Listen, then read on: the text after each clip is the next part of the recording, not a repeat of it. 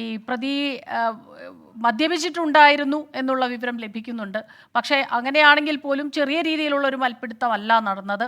അതിദാരുണമായ രീതിയിൽ ടിടിയുടെ മരണത്തിലേക്ക് നയിക്കുന്ന ഒരു ക്രൂരമായ കൊലപാതകം എന്ന് തന്നെ ഇതിനെ വിശേഷിപ്പിക്കേണ്ടി വരും. നേരത്തെ നിഖിൽ പറഞ്ഞതുപോലെ തന്നെയാണ് നമ്മൾ കേരളത്തിൽ ഇതൊന്നും കേട്ടുകേൾവി പോലും ഇല്ലാത്ത രീതിയിലുള്ള കാര്യങ്ങളാണ് നടക്കുന്നത്. അവരവരുടെ ജോലി ചെയ്യുകയായിരുന്ന ഒരാളാണ്. അടുത്ത നിമിഷം ഇതിങ്ങനെ സംഭവിക്കുമെന്ന് സ്വപ്നത്തിൽ പോലും കരുതിയിരുന്നിട്ടുണ്ടാകില്ല. അവസാന ശ്രമമായി ട്രെയിനിൽ നിന്ന് വീഴാൻ പോകുമ്പോൾ ഒരു പിടിവള്ളി എന്നുള്ള രീതിയിൽ പിടിച്ചു നിൽക്കാനുള്ള ശ്രമം നടത്തിയെങ്കിലും അതും ഫലം കണ്ടില്ല എന്നാണ് മനസ്സിലാക്കുന്നത്. കൂടെ ഉണ്ടായിരുന്ന സഹപ്രവർത്തകയും രക്ഷിക്കാൻ ശ്രമിക്കുന്നു വിനോദിനെ, പക്ഷേ അതും നടന്നില്ല. സഹപ്രവർത്തകയുടെ കാര്യമൊക്കെ തന്നെ വലിയ കഷ്ടത്തിലാണ്. ഇത്തരമൊരു കാര്യം നേർമുന്നിൽ കൺമുന്നിൽ കാണേണ്ടി വരുന്ന വല്ലാത്തൊരവസ്ഥയുണ്ട്. കണ്ടുനിന്നവരെല്ലാം തന്നെ ആ രീതിയിലായിരിക്കും എന്ന് നമുക്ക് മനസ്സിലാക്കാൻ കഴിയുന്നു. ഇത്തരം വാർത്തകൾ റിപ്പോർട്ട് ചെയ്യുമ്പോൾ നമ്മളും ആ രീതിയിലുള്ള വിഷമങ്ങളൊക്കെ തന്നെ അനുഭവിക്കുന്നുണ്ട്. പക്ഷേ തീർച്ചയായിട്ടും ഇത് എന്താണ് സംഭവിച്ചത്, ഈ പ്രതിയോട് കൂടുതൽ കാര്യങ്ങൾ അറിയേണ്ടതായിട്ടുണ്ട്. അയാളിപ്പോൾ അവിടെ തന്നെയാണോ ഉള്ളത്? കൂടുതൽ ചോദ്യങ്ങൾ ചോദിക്കാനോ അല്ലെങ്കിൽ മാധ്യമപ്രവർത്തകർക്ക് മുന്നിലേക്ക് ഈ പ്രതിയെ കൊണ്ടുവരാനോ ആ രീതിയിലുള്ള നടപടികളിലേക്ക് ഇപ്പോൾ കടക്കുന്നുണ്ട്? സ്മിത, എന്തായാലും നാടിനെ നടുക്കിയ ഒരു സംഭവം എന്നല്ലാതെ വിശേഷിപ്പിക്കാൻ കഴിയില്ല. കാര്യം ദാരുണമായ ഒരു സംഭവം. അതിന്റെ ഞെട്ടലിൽ തന്നെയാണ് ഈ തൃശ്ശൂരിലെ വളപ്പായ പ്രദേശത്തുള്ള ആളുകൾ പോലും ഉള്ളത്. ഇപ്പോൾ ഈ പാളത്തിലൂടെ ഒരു ട്രെയിൻ വരുന്നതാണ് കാണുന്നത്. അത് പാലക്കാട് നിന്നുള്ള ഭാഗമാണ്. ആ ട്രെയിൻ വന്നുകൊണ്ടിരിക്കുന്ന പാലക്കാട് എന്നുള്ള ഭാഗമാണ്. എതിർ ദിശയിൽ നിന്നാണ് ഇവർ സഞ്ചരിച്ചിരുന്ന പട്ന എക്സ്പ്രസ് വന്നിരുന്നത്. എറണാകുളത്ത് നിന്ന് എടുത്ത ട്രെയിനാണ് അത്. തൃശ്ശൂർ സ്റ്റേഷൻ വിട്ടതിന് ശേഷമാണ്, അതായത് ഓരോ സ്റ്റേഷൻ കഴിയുമ്പോഴും ടി.ടിമാർ ഓരോ കമ്പാർട്ട്മെന്റിലെത്തും, ടിക്കറ്റ് പരിശോധിക്കും. അങ്ങനെയാണ് ഈ S11 എന്ന് പറയുന്ന കമ്പാർട്ട്മെന്റിലെ ടി എത്തുന്നത്. അവിടെ എത്തി ടി പരിശോധന നടത്തുകയായിരുന്നു. ഇത് റെയിൽവേ ജീവനക്കാർ പോകുന്ന വാഹനമാണ്. എന്തായാലും S11 കമ്പാർട്ട്മെന്റിലായിരുന്നു ഈ പ്രതി രജനികാന്ത് അടക്കം ഉണ്ടായിരുന്നത്.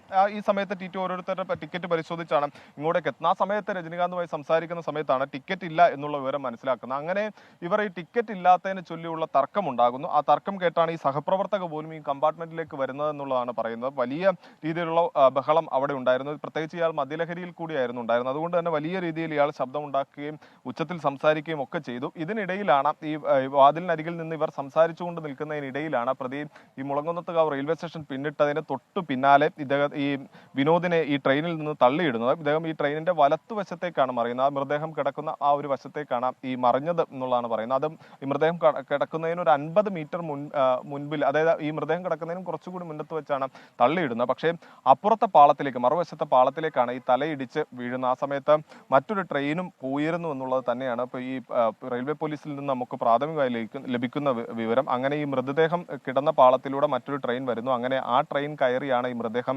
ചിന്നിച്ചിതറുന്ന സാഹചര്യത്തിലേക്ക് പോയത്. അങ്ങനെ ഒരു ദാരുണമായ സംഭവം. ഇതിന്റെ ഒരു നടുക്കത്തിലാണ് ഈ സഹപ്രവർത്തക പോലും ഉള്ളത്. അവർ പറയുന്നത് ഇത് കണ്ടു നിന്ന് അവർക്ക് പോലും സംസാരിക്കാൻ കഴിയാത്ത ഒരു മാനസികാവസ്ഥയിലേക്ക് ഇവർ മാറി. ഇവർ തന്നെയാണ് ഈ പോലീസിനും അടക്കമുള്ളവർക്ക് ഈ വിവരം കൈമാറുന്നത്. ആ വിവരങ്ങളുടെ അടിസ്ഥാനത്തിലാണ് ഈ റെയിൽവേ പോലീസ് അടക്കം ഈ മേഖലയിലേക്ക് എത്തുന്നത്. പക്ഷേ ഈ ട്രെയിനിനകത്ത് തന്നെ പോലീസുകാരുണ്ടായിരുന്നു. ഇവർ കൈമാറിയ വിവരത്തിന്റെ അടിസ്ഥാനത്തിൽ അപ്പോൾ തന്നെ ഈ പോലീസുകാരെത്തി ഈ പ്രതിയെ തടഞ്ഞു വയ്ക്കുകയായിരുന്നു. പിന്നീട് ട്രെയിൻ പാലക്കാട് എത്തുന്ന സമയത്ത് പാലക്കാട് റെയിൽവേ പോലീസിന് ഈ പ്രതിയെ കൈമാറി. എന്തായാലും പ്രതിയെ പ്രാഥമികമായി ചോദ്യം ചെയ്യുകയാണ്. പ്രതി നൽകിയിരിക്കുന്ന മൊഴി ഇപ്രകാരമാണ്. അതായത് ടിക്കറ്റ് ഉണ്ടായിരുന്നില്ല എന്നുള്ളത് രജനീകാന്ത് സമ്മതിക്കുന്നുണ്ട്. പക്ഷെ അതിന് താൻ പിഴ അടച്ചിരുന്നു. അതിനുശേഷം ഈ ടി തന്നോട് വലിയ രീതിയിൽ കയർത്ത് സംസാരിച്ചു, അതാണ് പ്രകോപിതനായത് എന്ന തരത്തിലാണ് മൊഴി നൽകിയിരിക്കുന്നത്. അങ്ങനെയാണെങ്കിൽ പോലും നമുക്ക് ഒരിക്കലും അംഗീകരിക്കാൻ കഴിയാത്ത, ഒരിക്കലും ഒരു തരത്തിലും ഉൾക്കൊള്ളാൻ കഴിയാത്ത ഒരു സംഭവമാണ്, നടപടിയാണ് ഉണ്ടായിരിക്കുന്നത്. കാരണം ഇതുവരെയും കേട്ടുകേൾവി പോലും ഇല്ലാത്ത ഒരു ദാരുണ സംഭവത്തിലേക്ക് പോയിരിക്കുന്നു. അതിന്റെ നടുക്കത്തിലാണ്. കാരണം ഈ ഒരിക്കലും, അതായത് ഈ ട്രെയിനിൽ സുരക്ഷ ഒരുക്കേണ്ട ആളുകളാണ് ഈ ടി എന്നൊക്കെ പറയുന്നത്. നമ്മൾ ഈ എലത്തൂർ സംഭവത്തിന് ശേഷം അതിന്റെ ഒരു നടുക്കം പോലും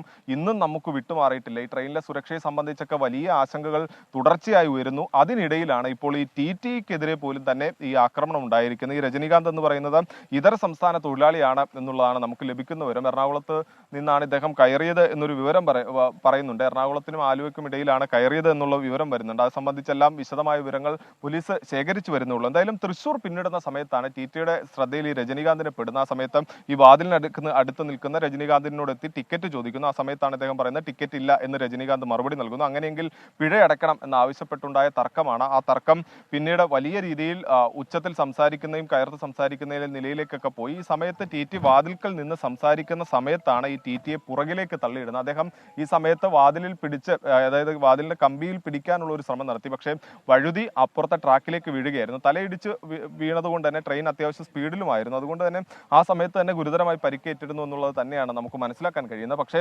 അതിനുശേഷം മറുവശത്തു കൂടി, അതായത് അപ്പുറത്തെ ട്രാക്കിലൂടെ മറ്റൊരു ട്രെയിൻ വരുന്നു. ആ ട്രെയിൻ കൂടി ഇദ്ദേഹത്തിന്റെ ശരീരത്തിലൂടെ, വിനോദിന്റെ ശരീരത്തിലൂടെ കയറി എന്നുള്ളതാണ് നമുക്ക് മനസ്സിലാക്കാൻ കഴിയുന്നത്. അങ്ങനെയാണ് ഈ മൃതദേഹം ചിന്നിച്ചിതറുന്ന നിലയിലേക്ക് പോയത്. ആ വശത്തൊക്കെയാണ് അദ്ദേഹത്തിന്റെ കാല് കിടക്കുന്നത്. ഇവിടെ ബാഗുണ്ട്, ദൃശ്യങ്ങളിൽ കാണാം. ബാഗ് ഇപ്പോഴും അവിടെയുണ്ട്, ബാഗ് കിടക്കുന്നുണ്ട്. അദ്ദേഹത്തിന്റെ ഈ ചെറിയ ബുക്കാണ്, അത് ഈ ഡയറിയാണ്, ചെറിയ ഡയറി കിടക്കുന്നുണ്ട്. മൊബൈൽ ഫോൺ അടക്കമുള്ളവ അതിനപ്പുറത്തെല്ലാം തന്നെ കിടക്കുന്നുണ്ട്.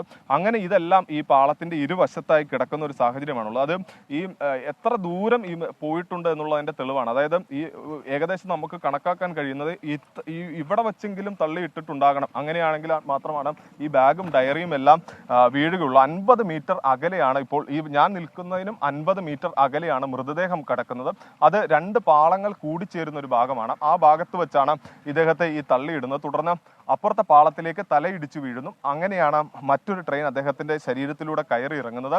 ഈ ഇദ്ദേഹത്തിന്റെ ഒരു കാൽഭാഗം ഇപ്പോഴും ഈ പാളത്തിന്റെ ട്രാക്കിൽ തന്നെ കിടക്കുകയാണ്. റെയിൽവേ പോലീസ് അടക്കമുള്ളവരുണ്ട്. എന്തായാലും ഈ മൃതദേഹാവശിഷ്ടം ഉൾപ്പെടെ ഇവിടെ നിന്ന് മാറ്റണമെങ്കിൽ ഇൻക്വസ്റ്റ് നടപടികളെല്ലാം തന്നെ പൂർത്തിയാകേണ്ടതുണ്ട്. അത്തരം നടപടിക്രമങ്ങളെല്ലാം പൂർത്തിയായതിനു ശേഷം മാത്രമേ ഈ മൃതദേഹം ഇവിടെ നിന്ന് മാറ്റുകയുള്ളൂ. ഒരുപക്ഷെ ഇൻക്വസ്റ്റ് ഇനിയിപ്പോൾ രാത്രി വൈകിയത് കൊണ്ട് തന്നെ ഇന്ന് ഇൻക്വസ്റ്റ് നടപടികൾ പൂർത്തിയാക്കുമോ എന്ന് സംബന്ധിച്ചെല്ലാം തന്നെ ഒരു വ്യക്തത വരേണ്ടതുണ്ട്. എന്തായാലും പ്രതി രജനികാന്ത് നിലവിൽ പോലീസിന്റെ കസ്റ്റഡിയിലാണുള്ളത്. സ്മിത.